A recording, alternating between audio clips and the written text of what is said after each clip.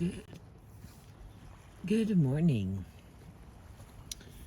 We continue with our Cesar Millan book, Be the Pack Leader. I believe this will be video 4, I'm guessing. Totally a guess there, y'all. Thank you for being with me. Here we go. We roll forward. We're on page 47. This category is simple math and negatives and positives.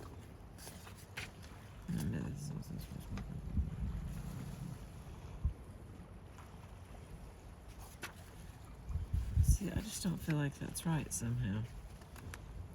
But that's where the... See, that just doesn't seem right. Hang on. Okay, yeah, I remember that.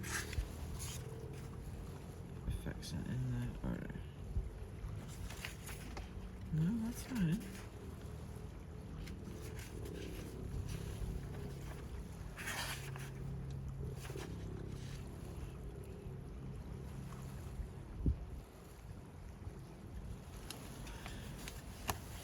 Okay, we're gonna try to trust myself. Yeah, stay with me. Simple math, negatives and positives. Gotta hope that's straight. After the second season of my show aired, I was flattered to learn that clinical psychologist Alice Clearman, PhD, often uses episodes from Dog Whisperer to help illustrate principles of human behavior to her first-year college psychology students. A dog owner and rescuer herself, she has worked therapeutically with all kinds of people, from severely mentally ill patients to children with learning disabilities to law enforcement officers who deal with unstable members of the public. As someone who has focused her life's work on studying the mechanics of learning and behavior, Dr. Clearman was very helpful to me, a layman, in breaking down the principles of reward and punishment as they apply both to humans and animals.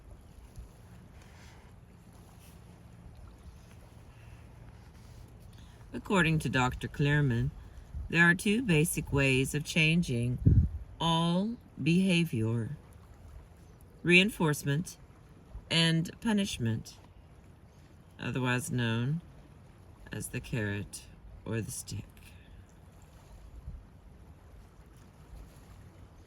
In human psychology, there is positive punishment and positive reinforcement, and there is negative punishment and negative reinforcement. Positive and negative work the same way that they do in simple math. If you add something, it's a positive. If you subtract something, it's a negative. Positive reinforcement means adding something I like to encourage me to repeat a behavior. If I do a seminar and get a standing ovation, it reinforces my experience of giving the seminar, and I want to do it again. Negative reinforcement is often thought of as equivalent to punishment, but it is absolutely not punishment. Negative reinforcement is when you reinforce a behavior by removing something someone does not like. Dr. Clearman uses the example of taking aspirin for a headache. If she has a headache, takes an aspirin, and her headache goes away, she has successfully reinforced herself for taking aspirin. The aspirin removed the headache, the thing she did not like.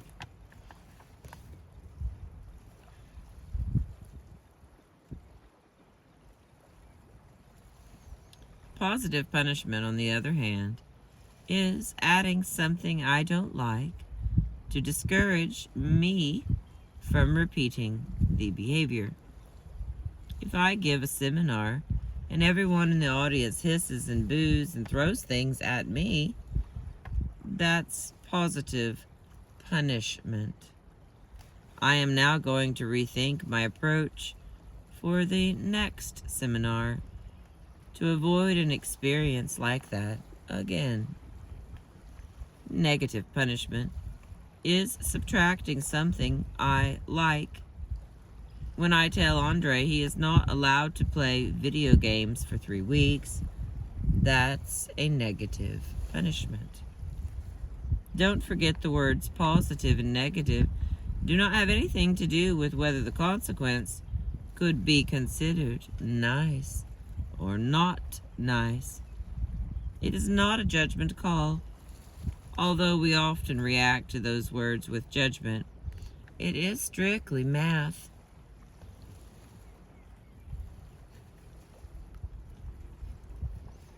Based on Dr. Clearman's explanations, some of my techniques in working with problem dogs would be correctly termed positive punishment.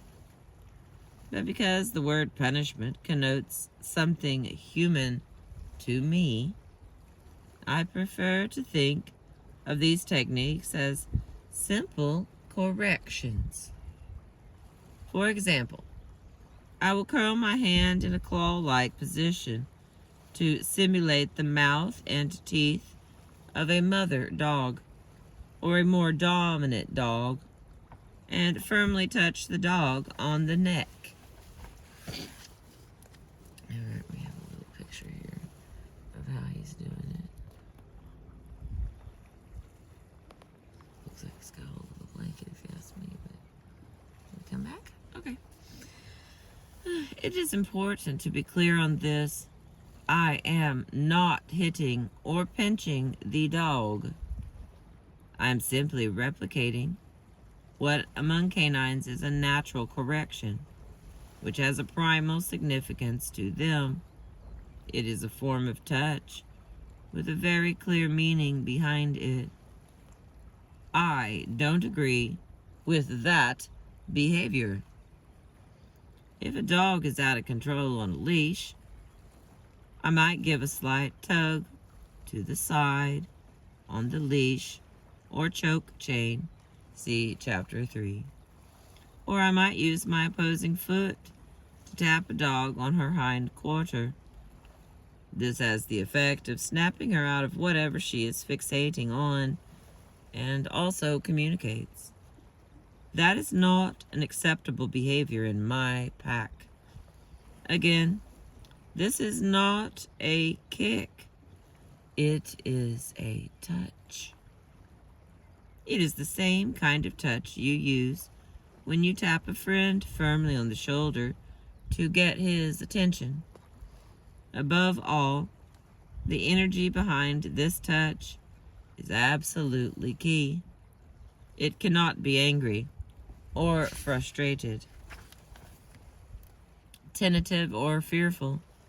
It must always be calm, assertive. I am not correcting the dog because I'm mad at her or at my wit's end or because I'm embarrassed about what she's doing or terrified at what she might do next. As a pack leader, I'm always focused. I have a vision in my mind of proper behavior in my pack, and I am reminding her to pay attention to me while I communicate to her what that behavior should be. The reward for the correct behavior could be treats, affection, praise, or simply my silent internal pride and happiness in her accomplishment.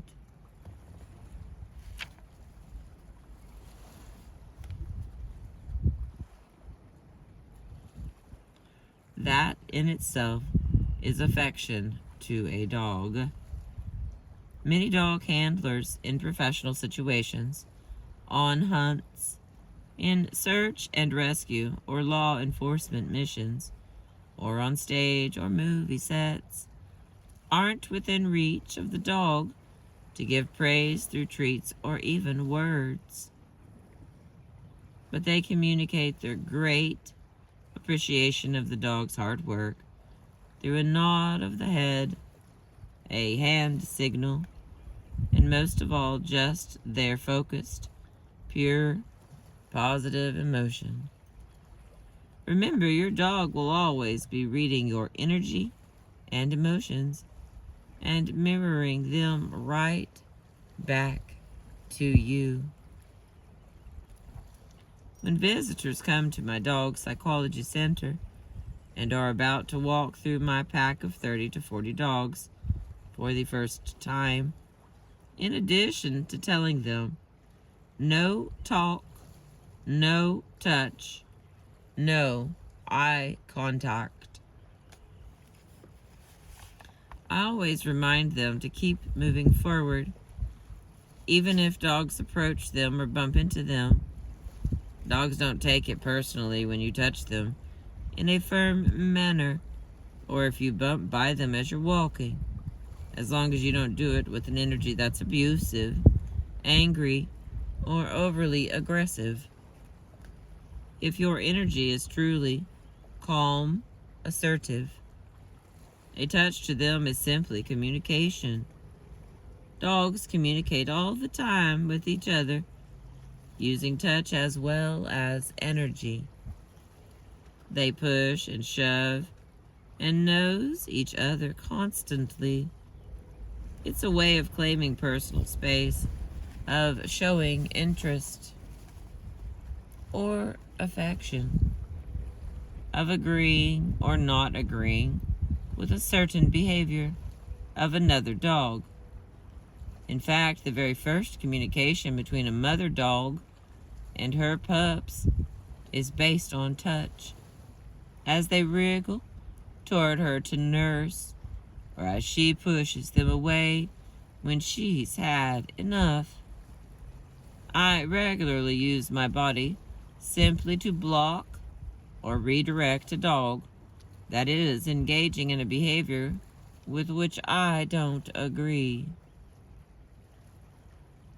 In the animal world, it is very simple. No nonsense way of getting a message across. It's a very simple. Yeah, let me get a little drink.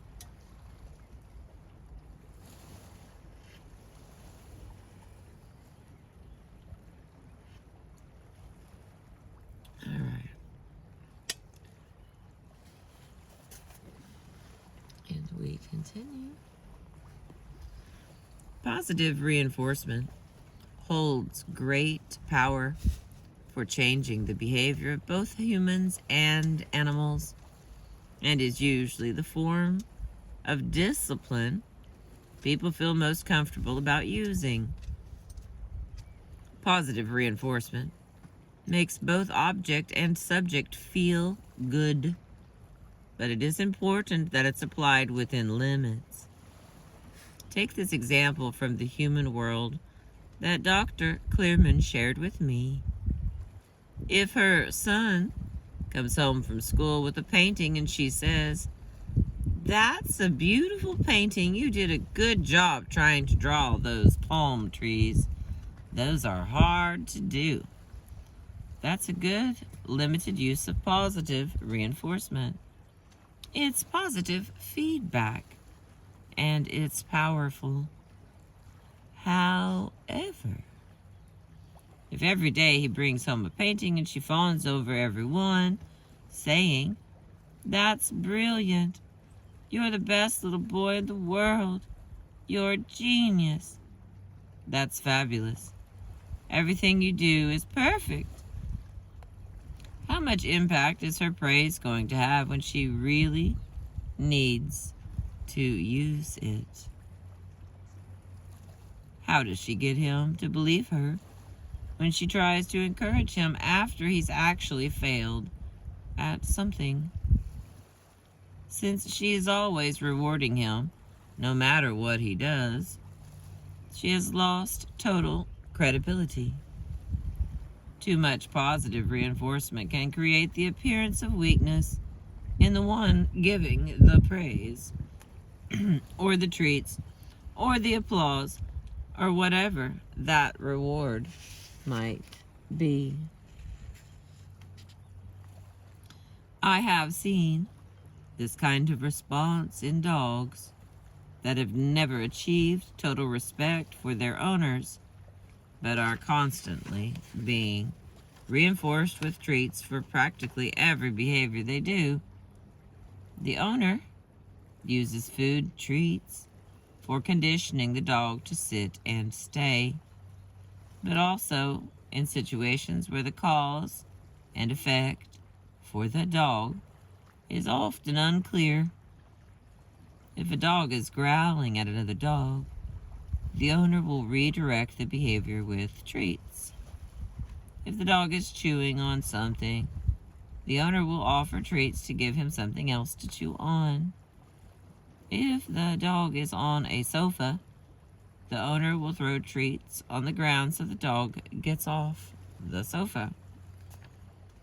The problem is, the owner may have temporarily redirected the behavior, but he hasn't addressed the state of mind that was causing the behavior in the first place. He hasn't earned the dog's respect by letting her know through energy and body language that no, it's not okay with me that you sit on this couch. He's also numbing the dog to the reinforcement method, making it ultimately less effective. And he may also actually be nurturing the dog's bad behavior at the same time.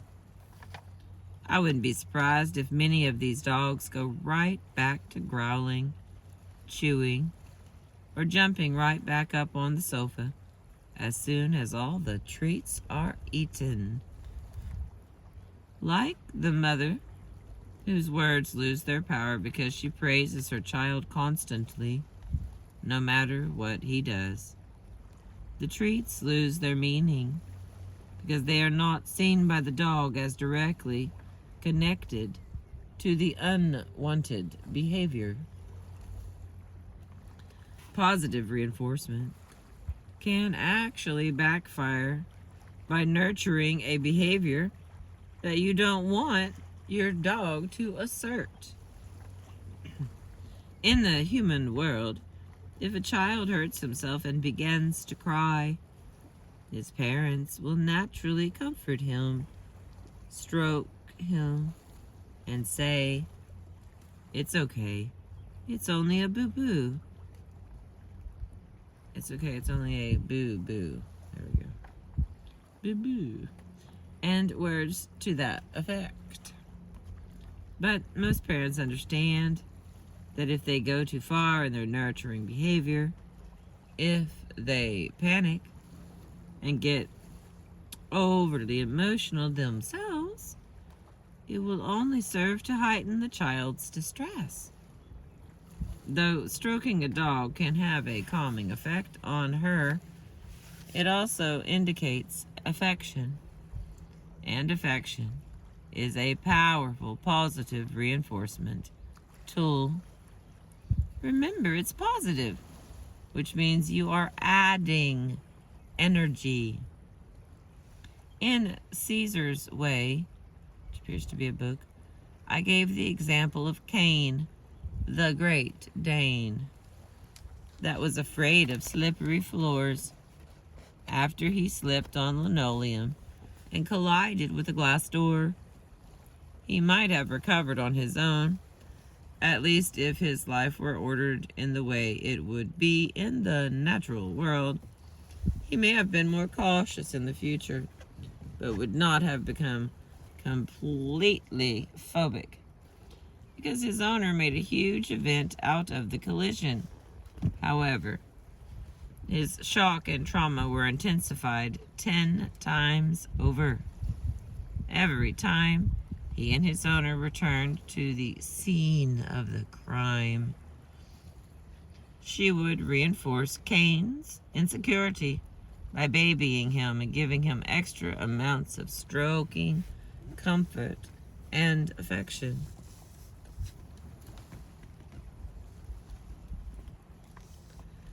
Dr. Clearman gave me another example from the human world. A student who is nervous about failing an upcoming final exam because she doesn't feel prepared for it. If her roommate says, "Oh my God, you are so right to be worried. I had that teacher too, and he is a nightmare. You'll never be prepared, and you'll probably fail." The roommate is agreeing with the behavior and acknowledging the feelings, but reinforcing the fear. Likewise, petting or giving treats to a dog in a fearful state may be distracting her in the short run, but it can also be communicating to the dog that you actually agree with that state of mind. Treat-based positive reinforcement training has been around for as long as there have been dogs and humans who wanted to control them. Across all species, tasty nourishment is a no-brainer when it comes to an incentive for an animal, any animal, from gerbils to bears to children, to do something. Clicker training is a more sophisticated step than simple treat-based training. It was originally developed over 30 years ago for trainers of marine mammals to get them to perform certain tricks and behaviors. The clicker, or whistle, in the case of the performing cetaceans and pinnipeds, serves as a bridge between the food reward and the behavior. The clicker allows instant, split-second feedback between the animal and the trainer, so that the very moment the animal hits her mark, so to speak, the clicker makes a sound that signals that food is coming. In the early phases of clicker training, a food reward instantly follows the clicker when the animal has performed the behavior. Once the animal has been thoroughly conditioned and is totally comfortable performing the behavior, often only the clicker is needed for positive reinforcement, since it is associated with the reward and promises a reward is eventually on its way. In controlled situations, clicker training is incredibly effective and has even been shown to accelerate the process of learning in many species of animals. The clicker works most efficiently at adding behaviors, not removing them, although it can be used to remove unwanted behaviors by shaping and rewarding new responses. Treat-based or clicker-based positive reinforcement techniques are ideal for teaching a dog to do a trick, to track, to hunt, to fetch, basically anything she is already capable of doing naturally in some shape or form. It also works to manage behavior in basic obedience in low to medium energy, happy-go-lucky, already balanced dogs. But many of the dogs I work with are highly unstable and won't be tempted to change their behavior by a treat, no matter how tasty. You could throw a juicy steak in front of a red-zoned dog, which is a dog that wants to kill another dog. and she wouldn't even notice. Can you imagine trying to click and throw treats while you are struggling with all your might to keep your dog from attacking someone or another dog? A client of mine from New York City, dog whisperer Case, actually faced that exact situation, minus the clicker. Pete had been at his wit's end with his red zone lab greyhound mix, Curly, and had consulted several trainers. One trainer told him to throw treats on the ground whenever Curly aggression toward other dogs flared up on walks. Pete told me it only took him a couple of times before he realized if he ate the treats really fast, he could get a snack and then attack the other dog. A twofer. I believe there are many ways to help dogs become balanced, and they include both positive reinforcement techniques and humane corrections. Ultimately, the goal is the same: to help the dog.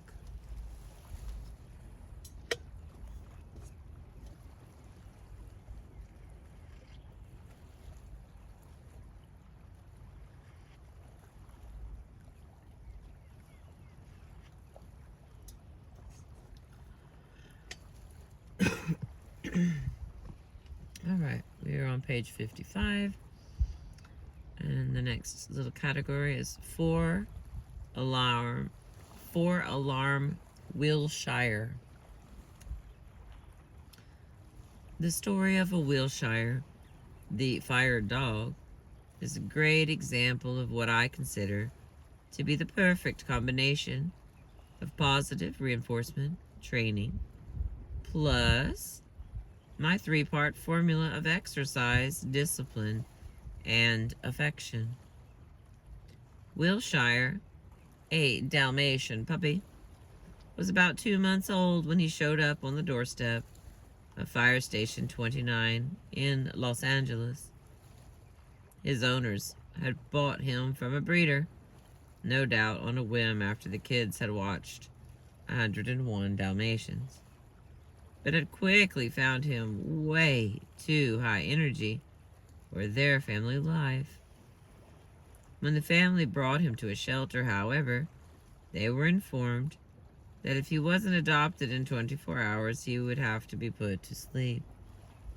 Racked with guilt, the family was driving by Station 29 when it occurred to one of them, Dalmatian equals fire dog. They brought the feisty pup to Captain Gilbert Reyna at the station and pleaded for him and the rest of the firehouse crew to take the dog in. At first, Captain Reyna said absolutely not. How was this extremely busy fire station going to deal with raising a hyperactive, excitable, orphaned Dalmatian puppy?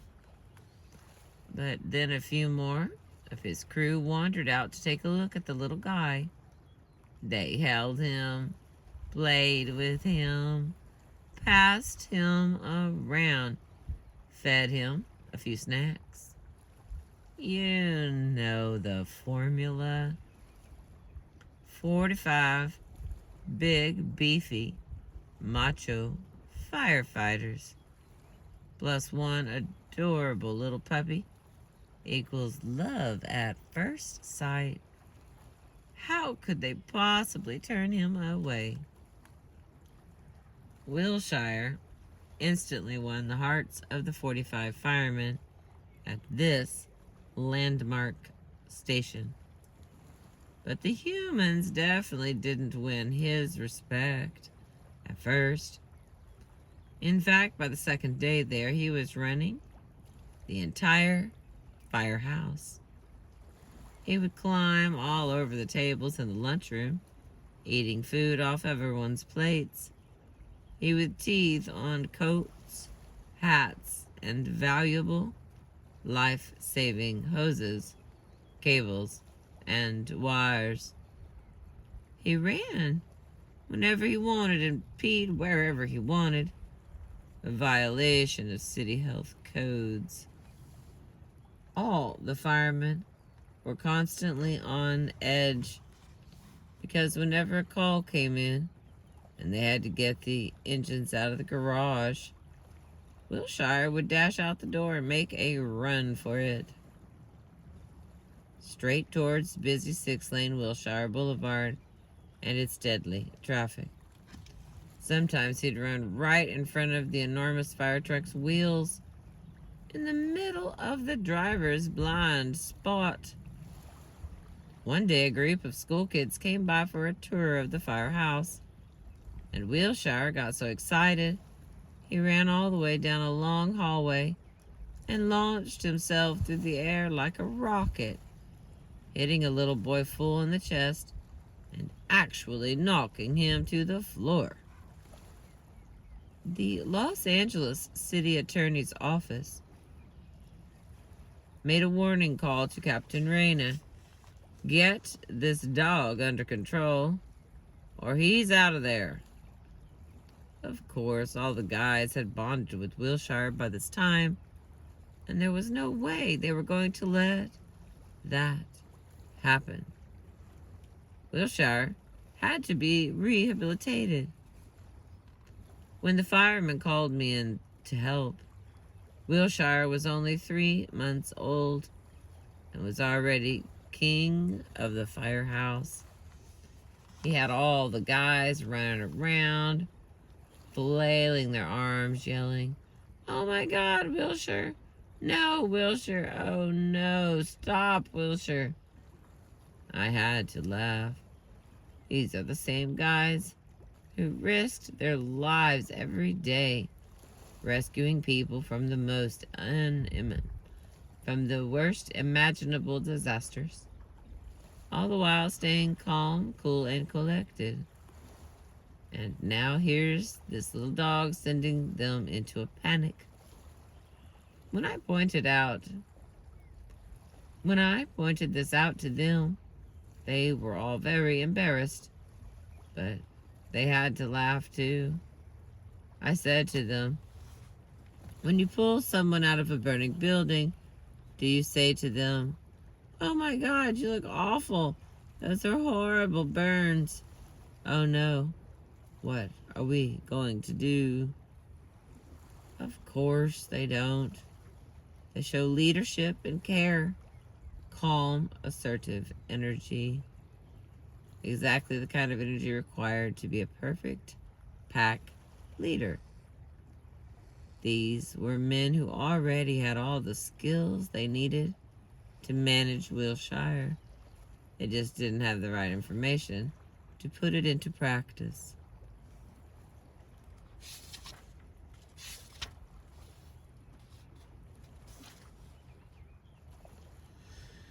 In fact, the firehouse is an ideal example of how a smoothly functioning human pack can work. The captain sets the rules, but only enforces them when necessary. Every person knows his or her place and job. The whole operation has a steady but soothing hum of an efficient, productive beehive. The day begins and ends in a routine, but emergencies are the stock and trade. When a call comes in, there is such. When a call comes in, there is a rush of activity. But the firefighters react in a totally organized, disciplined fashion. Much the same way much the same way that wolves or other social carnivores perform together in a hunt. Wilshire is a pack animal. Could not have found himself in a more perfect place for a dog than this firehouse. But Wilshire needed to become a disciplined member of the pack, not its out-of-control underage pack leader. My job was to get Wilshire's behavior under control, then show the firemen how to follow up after I left. Of course, because Wilshire was still a puppy, he was hungry for knowledge. He was practically crying out for some rules, boundaries, and limitations. I began conditioning him with a firm touch, with my hand curled in the teeth position, to keep him away from the fireman's food on the table in the firehouse kitchen. He learned right away to be submissive. After a couple of touches, all I needed to do was raise a finger, move my body toward him, and send him my calm, assertive energy. Because he was a puppy, he had no lifetime habits to break. What I was telling him to do, to submit to the laws of the pack, was already pre-wired into him. With only one or two touches, and later with body language alone, I was able to create for him an invisible boundary in the garage through which he was not allowed to pass. He learned very quickly, and so did the fireman.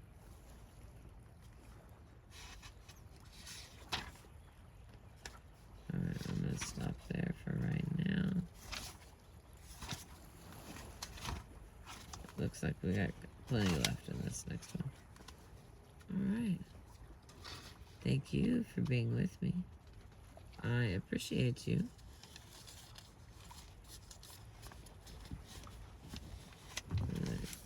Show you my book.